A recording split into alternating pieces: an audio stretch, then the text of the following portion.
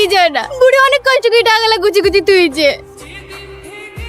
আমার খাটনির টাকা আমি নিয়ে যাচ্ছি, তাতে তোর বাপের কি?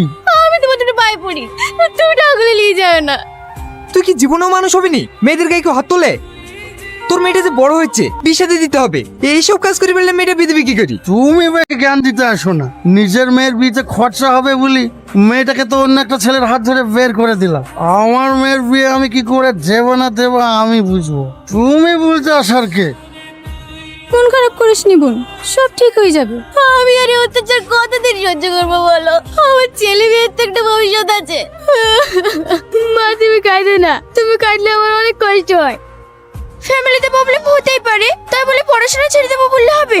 আমাদের এই ছোট্ট জীবনে সুখ দুঃখ কষ্ট সব আছে, তাই বলে তো ভেঙে পড়লে চলবে?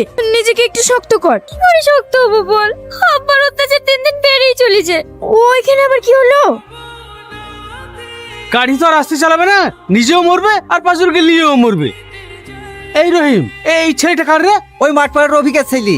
গাড়ি হাতে পেলে আর মানুষ থাকে না, এইসব ছেলেপেলে ঠেঙ্গি মেরে ফেলা দরকার। আপনারা কি মানুষ? এরা এইভাবে অ্যাক্সিডেন্ট করে পড়ে আছে আর আপনারা দাঁড়িয়ে দাঁড়িয়ে দেখছেন? আপনাদের গায়ে শুধু মানুষের চামড়াটুকুই আছে, ভিতরে মানসিকতা বলে কোনো জিনিস নাই। এই নেহা, ও গেলি আয়, তাড়াতাড়ি হসপিটালে নিয়ে যেতে হবে।